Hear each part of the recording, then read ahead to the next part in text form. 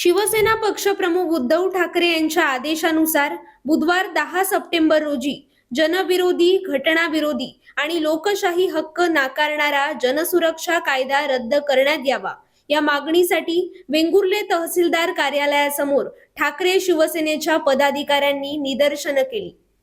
रद्द करा, रद्द करा, जनसुरक्षा कायदा रद्द करा, शिवसेना जिंदाबाद, आवाज कुणाचा, शिवसेनेचा यांसह विविध घोषणा ठाकरे शिवसेनेचे वेंगुर्ला तालुका प्रमुख यशवंत उर्फ बाळू परब यांच्या नेतृत्वाखाली शिवसेनेच्या पदाधिकाऱ्यांनी दिल्या। उद्धव बाळासाहेब ठाकरे पक्षाच्या वतीने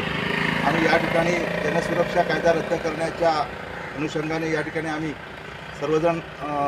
आंदोलन करत आहोत। शिवसेना पक्षप्रमुख उद्धवजी ठाकरे साहेब यांच्या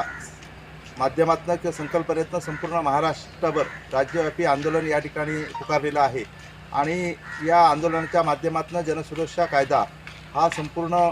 समाजातील घटनेने दिलेल्या अधिकाराच्या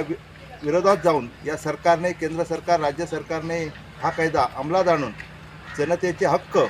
या हक्कापासून त्यांना बाजूला करण्याचा डाव या महाराष्ट्र शासन आणि केंद्र सरकारने या ठिकाणी आखलेला आहे। त्याच्या विरोधी हा जनसुरक्षा कायदा रद्द व्हावा यासाठी आंदोलन आम्ही या ठिकाणी केलेलं आहे आणि हा कायदा जर रद्द नाही झाला तर पुढच्या कालावधीमध्ये सुद्धा शिवसेना उद्धव ठाकरे गट आम्ही पूर्णतः महाराष्ट्र राज्यभर आणि वेंगुर्ला तालुक्यामध्ये याच्याहीपेक्षा मोठ्या प्रमाणावर उग्र आंदोलन करू असं या ठिकाणी मी सांगतोय।